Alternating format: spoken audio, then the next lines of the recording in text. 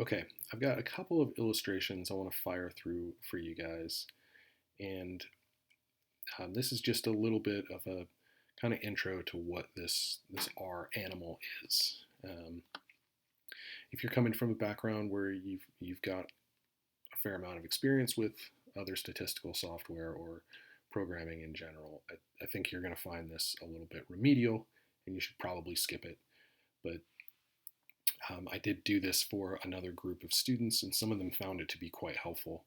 So I'm going to provide it here in case it's helpful for any of you.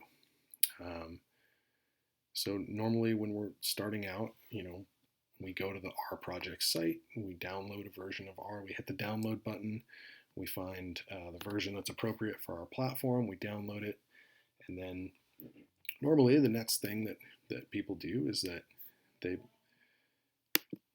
they find this R icon that's usually pasted into your desktop when you download the software, and this opens up an R console. So it opens up a nice little graphical user interface for delivering R code. And paste is just a function that R understands that combines that can combine text strings to make larger text strings, right? And the illustration, the reason I'm doing this is that the illustrations that I want to provide to you guys are just going to kind of drive home the point that this graphical user interface is not R. And I know that sounds really remedial and pedantic, but that's a distinction that in some of my other courses has created some confusion down the line when we start using different development environments or different ways to develop our projects. Then we have to kind of backtrack and go back to like, what's the difference between the language and the development environment? And just as an aside, my own story on this was that like my first experience with programming was in Fortran, and when my advisor told me to go learn Fortran, he just gave me a book that was like Fortran for Dummies, and I think the first page of the Fortran for Dummies book just says, oh, it's really easy. Just type this, print hello world, and then hit enter. And congratulations, you've written your first line of Fortran code. And I didn't even know what to do with that. So I think I probably pulled up like a Microsoft Word document and wrote like print hello world, enter, and nothing happened. And I was really confused and kind of frustrated because I sort of didn't understand the basics of what was happening.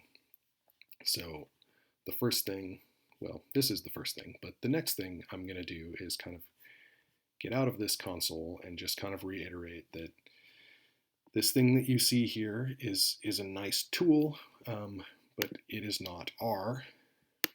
And the way that I'm going to kind of illustrate that, and this is distracting, the way that I'm going to kind of illustrate that for you guys is to go in here to my terminal. And so this is just another way to deliver instructions to my computer. It's not a great way, and it's not a way that a lot of data analysts that I know use to deliver instructions to their computer, but it's a way and it can be done, so I'm going to do it. And just to illustrate R as a language, right, I can take that same string method, paste, just like I did before in the console, hello world, to R, and again, paste is a function that R understands, and it knows to take this phrase hello world and combine it with this next phrase welcome to R and paste them together to make a larger text string. But if I deliver these instructions to my computer is like, dude, I don't know what you're saying right now, because paste is not an element of syntax that my computer understands. It's an element of the R language. So paste hello world welcome to R is something that R understands, not something that my computer understands. So if I want my computer to do that thing, I have to tell it that I'm giving it R code. So one way that I can do that is by typing R into the command line, and my computer knows to go find the R interpreter. So all of this stuff here that when you downloaded R, it downloaded a collection of resources to your computer that allow you to deliver instructions to your computer in the language that R understands, and R translates those into things that your computer understands. So now that my computer has found the R interpreter, right, and it has, by doing this, I've opened an R session. I can do the same thing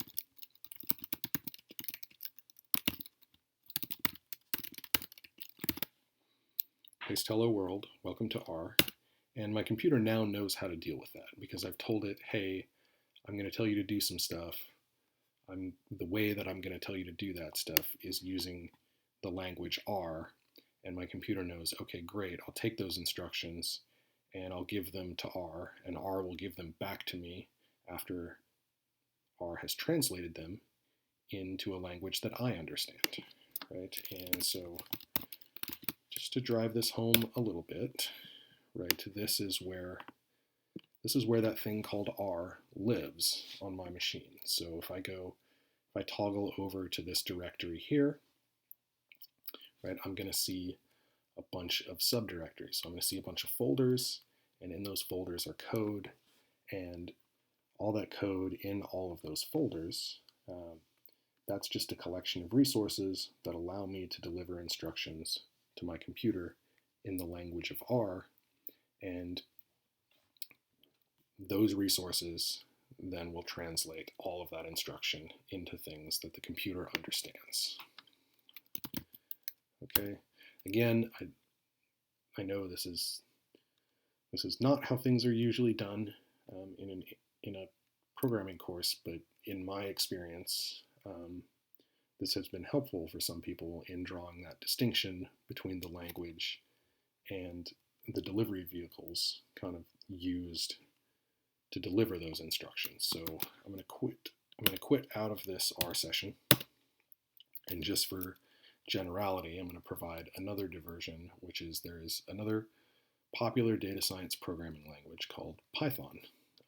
I also have a version of Python installed on my machine, and much like I did with R, well, let's do it the same way. Let's say I'm back to just delivering instructions to my computer here in its native language. And so if I try to ask my computer to do something in a language that Python understands this syntax as create a list called X holding the values 2, 3, and 4. And if I ask my computer to do that, my computer again says, I don't know what you're saying, man. This is not a thing that I understand.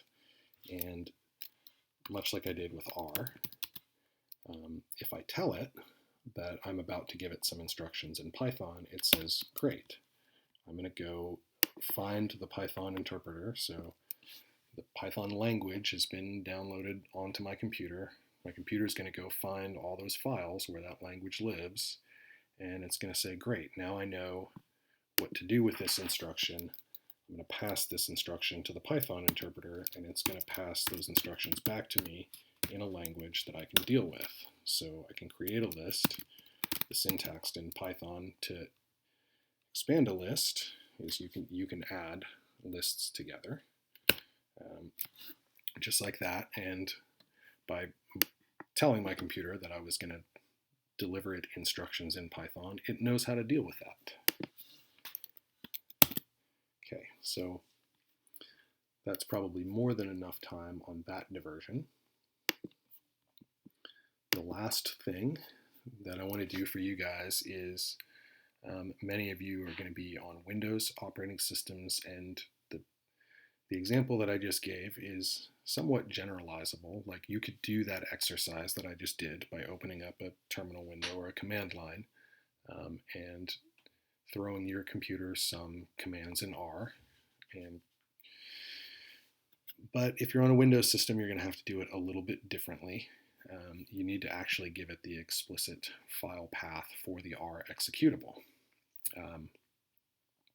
On my Windows system, I do that by just passing it this directory location, C, program files R, R4.0.2, bin, REXE. And once I've done that, the computer then says, okay, great, I've gone to that location, I found that executable, so I know where the R interpreter is. And again, it will echo back some information about the version of R that I'm running. And having done that, I can then write some R code, and I can send that to my computer. And again, my computer, because it knows where this executable is, it knows where the R interpreter is, and so it knows how to deal with those instructions by saying, hey, pass these to R, and then R passes them back to the computer after it's translated those instructions into things that the computer knows how to do. So let's one more time open up the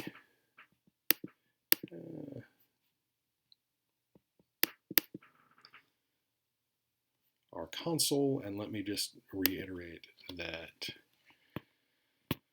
all of the stuff I showed you on the command line is probably things that you will rarely, if ever, need or want to do. Most of the things you will want to do in R, it is totally sufficient to open up an R console or some other development environment and just start going. It is sometimes helpful just to kind of really convince yourself that the language is not the tool. And again, right, I'm just showing you this because I think it's helpful to recognize the distinction between the language, meaning the syntax that we use, paste hello world, welcome to R. So the syntax that we use to pass instructions, and the vehicles or the tools that we use to pass those instructions. This R GUI is the delivery vehicle. This syntax here is the language.